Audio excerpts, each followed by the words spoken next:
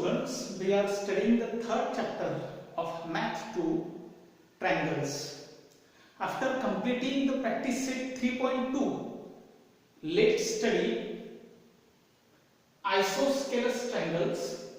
We have to study the two theorems, isosceles triangle theorem and converse of isosceles triangle theorem. हे दोनही theorem अर्थातच आयसोस्केलस ट्रायंगलशी संबंधित आहे. महत्त्वाचं आहे की आयसोस्केलस ट्रायंगल म्हणजे काय.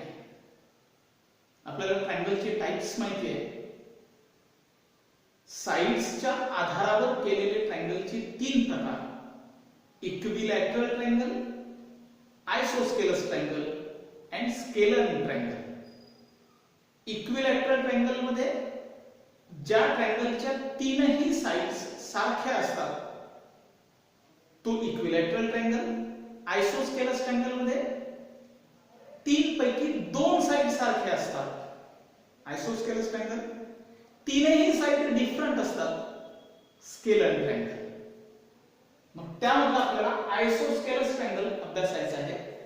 असा ट्रायंगल की ज्या ट्रायंगलच्या तीन पैकी दोन साइड इक्वल असतात, ज्यांची लेंथ इक्वल असते, अशा ट्रायंगलला आपण आयसोस्केलस ट्रायंगल म्हणतो. मराठीमध्ये आपण त्याला समद्विभुज त्रिकोण असं म्हणतो. मग आता आयसोस्केलस ट्रायंगल थेरम काय म्हणतो जरा हे पाहू. वाक्य पहा काय. If two sides of a triangle are congruent. हा ट्रायंगल आहे, ट्रायंगल ए बी सी असं नाव देऊ. ठीक आहे.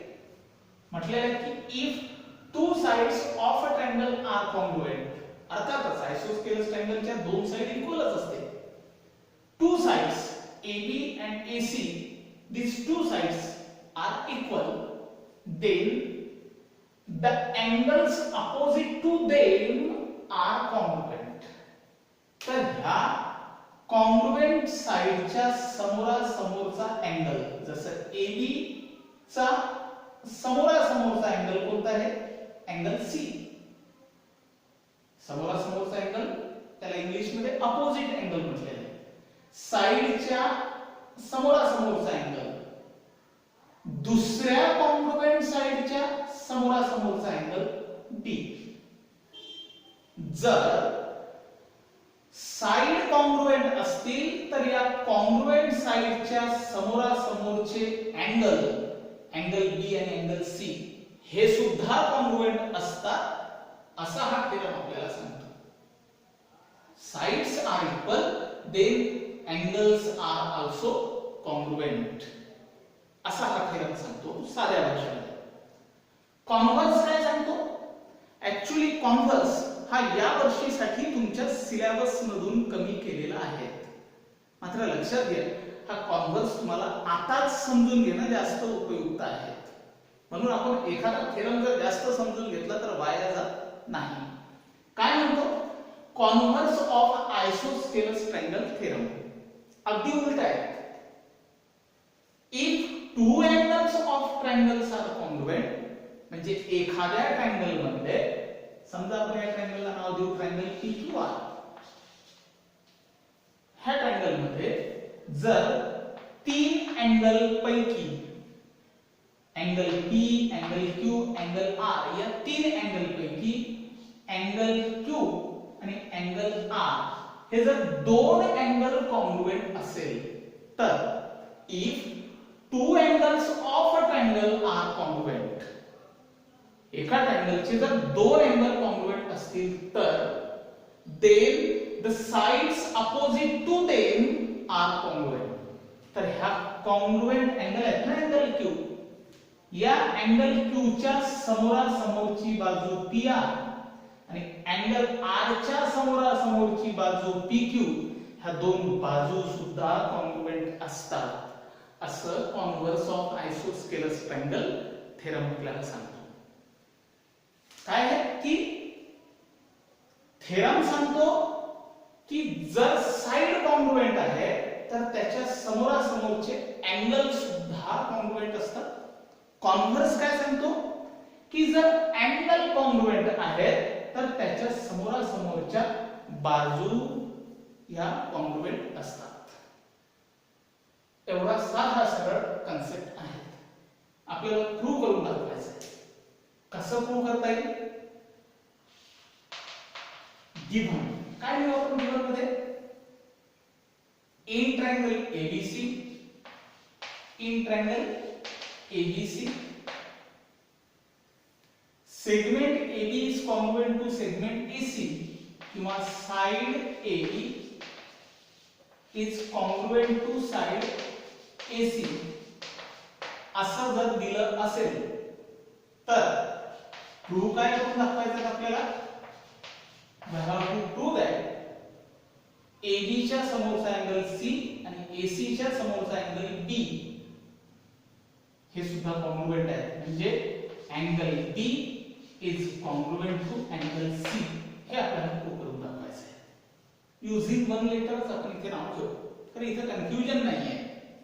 अँगल B म्हटलं काय, अँगल ABC म्हटलं काय, एकच अँगल आहे. कॉन्व्हर्स काय म्हणतो? कंपॅरेटिव्हली पाहू आपण. कॉन्व्हर्स म्हणतो की if two angles of a triangle are congruent. Given मध्ये काय दिलेलं आहे की जर दोन अँगल कॉन्ग्रुएंट असतील म्हणजे in triangle PQR, triangle PQR मध्ये जर angle Q is congruent to angle R असं जर दिलं असेल तर आपल्याला प्रूव्ह करून दाखवायचं आहे की ह्या कॉन्ग्रुएंट अँगलच्या समोरच्या बाजू सुद्धा कॉन्ग्रुएंट आहे. म्हणजे side PQ is congruent to side PR prove करून दाखवायचं आहे. आता तुम्हाला हे चांगलं लक्षात आलेलं असेल थेरम आणि कॉन्व्हर्स मधला फरक. मग आता प्रूव्ह करत असताना इथे थोडंसं आपल्याला सुरुवातीला कन्स्ट्रक्शन करायचं आहे.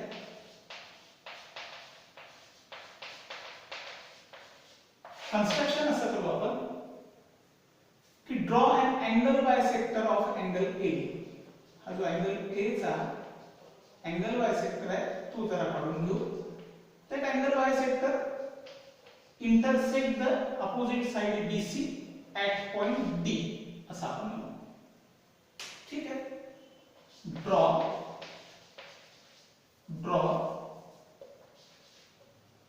angle bisector, draw angle bisector of angle BAC which intersect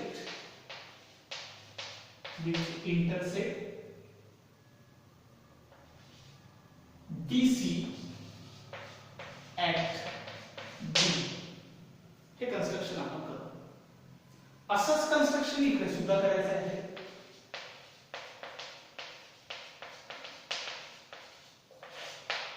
काय म्हणू आपण? Draw angle bisector of angle QPR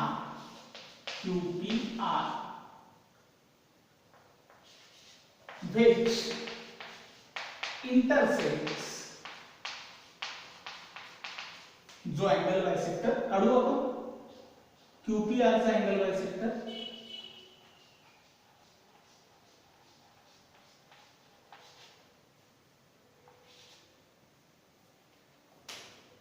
draw angle bisector of angle QPR which intersects QR at point S.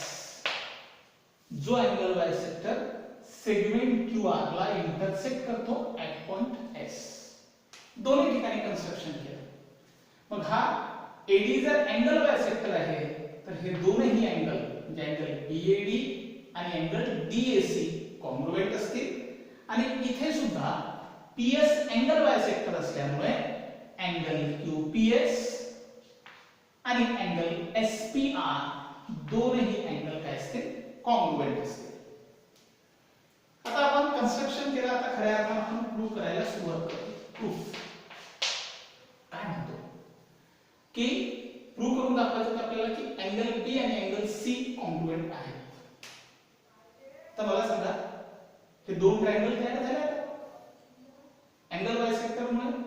हे जर दोन ट्रायंगल तयार झाले तर हे दोन ट्रायंगल आपल्याला कॉन्ग्रुएंट दाखवता येतात काय सुरुवातीला पाहू. आणि जर दाखवता येत असेल तर कोणत्या टेस्टने दाखवता येतात जे आपण आधीच शिकलेलो आहोत. मला सांगा ह्या दोन ट्रायंगलचा जर विचार केला इन ट्रायंगल एबीडी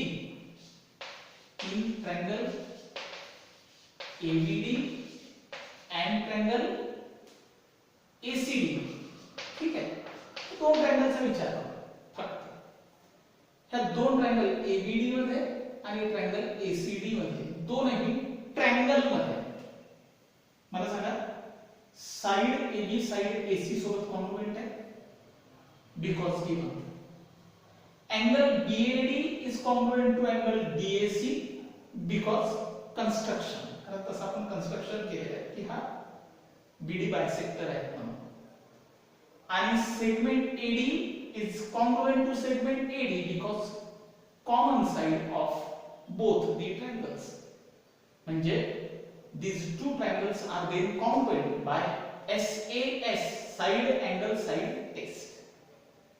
मग जर हे दोनही ट्रायंगल कॉन्ग्रुएंट आहे तर त्याचे करस्पॉन्डिंग अँगल बी आणि अँगल सी सुद्धा काय असेल कॉन्ग्रुएंट असेल कारण corresponding angle of congruent triangle.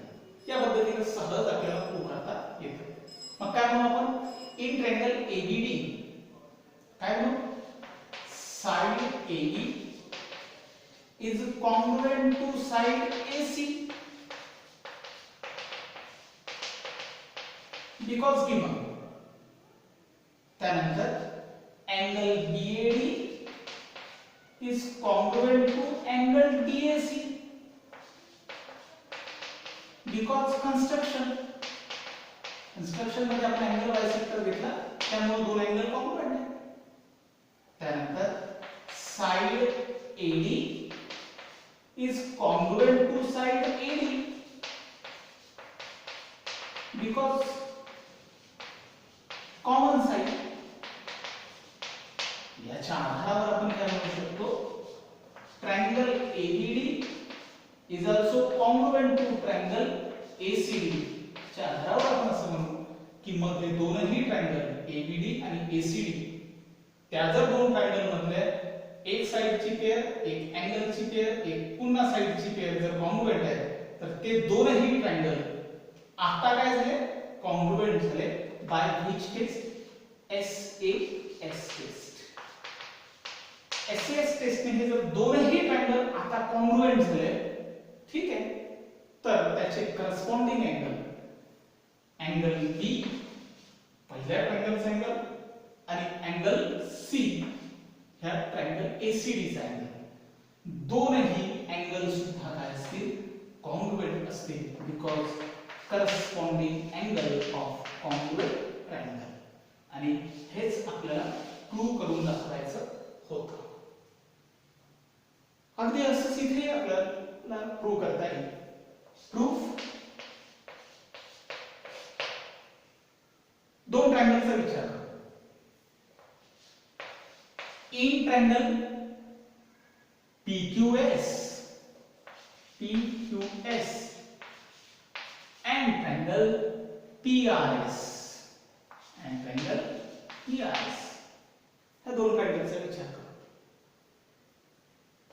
हा लक्षात घ्या दोनही ट्रायंगल मध्ये साइड PS कॉन्ग्रुएंट आहे असेल कारण ती कॉमन आहे म्हणून आपण काय म्हणू side PS is congruent to side PS because common side.